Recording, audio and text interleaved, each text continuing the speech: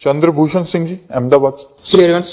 श्री हरिवंश महाराज जी। महाराज जी, जैसे बोला जाता है कि आत्मा ही परमात्मा का स्वरूप है, वो नष्ट नहीं होती, वो बस शरीर बदल लेती है, तो जो पाप कर्म पिछले शरीर से किए गए थे उसे नया शरीर क्यों भोगता है, उसे वही शरीर क्यों नहीं भोग लेता? इसके अलावा आत्मा परमात्मा का स्वरूप है तो हमें वो बुरे कर्म करने के लिए क्यों नहीं रोकती? आत्मा क्या रोल है महाराज? आप अपने आत्म स्वरूप को जानते हैं? नहीं जानते ना, इसीलिए आपसे गलती होती है, क्योंकि आप अपने आत्म स्वरूप को न जान करके शरीर से तदात्म कर लिए हैं, मैं पुरुष हूं। ऐसा है ना? जब आप शीशा देखते तो यही तो लगता है मैं हूं, तो आत्मा को भूल गए, मतलब परमात्मा को भूल गए। बस यही भूल माया में फंसा दिया।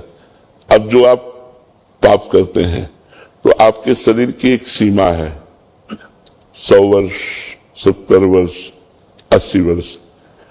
अब मुकदमा यहां अपने 10-10 वर्ष नहीं चलता।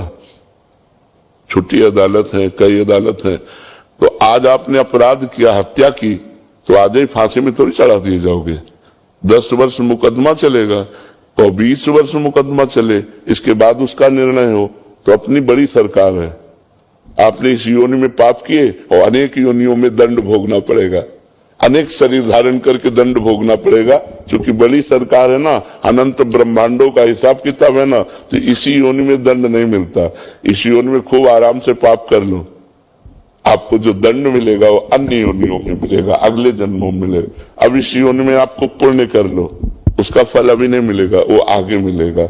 जैसे हमने पूर्व में पाप किए तो अब हमें भोगना पड़ रहा है, पूर्व में पुण्य किए तो वो अब मिल रहा है, लेकिन अब आप कर्म कर रहे हैं और पूर्व का पुण्य चल रहा है तो चकाचक आनंद है।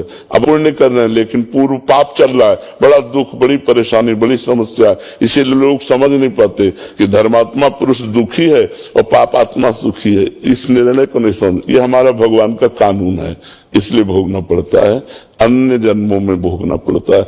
यहां तक कि भीष्म जी सरसैया पर पड़े हुए हैं तो उनका प्रभु इस जन्म की बात क्या, मैं 70 जन्मों को देख रहा हूं, कोई पाप नहीं किया ऐसा जिसके परिणाम से मुझे सरसैया पर 6 महीना लेटना पड़े। तो भगवान ने कहा और आगे बढ़ो, 100 जन्म के बाद आपने पाप किया था। तो इतना हमारे प्रभु की अदालत में थोड़ा रजिस्टर लेट खुलता है, लेकिन जब खुलता है तो राय पाई का हिसाब होता है, वहां किसी घूस की या किसी भी तरह की चूक नहीं होती, वो करेक्ट उसको दंड मिलेगा। तो इसीलिए हमको मनुष्य जन्म में किए हुए कर्मों का फल हजारों योनियों में भोगना पड़ेगा, तो हमें मनुष्य जन्म में बहुत सावधान रहना चाहिए। पशु पक्षी की योनियों के किए हुए कर्म केवल भोग होते हैं। जैसे सिंह गाय को मार के खा रहा है तो उसको कोई पाप थोड़ी लग रहा है, बिल्ली कबूतर चूहे को पा रही तो कोई पाप थोड़ी लग रहा है, क्योंकि उसका आहार है, आहार निश्चित किया गया है। मनुष्य अगर मुर्गा खा रहा है, बकरा खा रहा है तो पाप कर रहे हो, क्योंकि वो तुम्हारा आहार नहीं, तुम्हारा रोटी दाल आहार है, तुम्हारा साग सब्जी आहार है, घी दूध आहार है। ये तुम्हारा मांस बकरा भैंसा मुर्गा जो खा रहे हैं ना, ये दुर्गति को प्राप्त होते हैं। अब इस जन्म में जो हम कर्म करेंगे हमें आगे जन्म मिलेंगे, हिसाब ऐसा है। कानून है, अब क्यों है तो सरकारी कानून है कानून है, जहां जैसी व्यवस्था होती तो हमारे भगवान का कानून है कि इस जन्म में पाप करोगे तो आपको अनेकों जन्मों में उस पाप का फल भोग। कुछ ऐसे कर्म भी हैं जिसका इसी जन्म में भुगतान हो जाता है। बहुत भयंकर अपराध, साधु अपराध, साधु अवज्ञा तुरंत भवानी, कर कल्याण अखिल ज्ञानी। अगर संत का अपराध बन गया, वैष्णव का अपराध बन गया, भक्त का अपराध बन गया तो तुरंत लागू हो जाएगा। तो साधु अवज्ञा तुरंत भवानी, महापुरुषों का अपराध कर देने पर तुरंत लागू हो जाता है, वो परेशान हो जाएगा। ये हमने देखा है।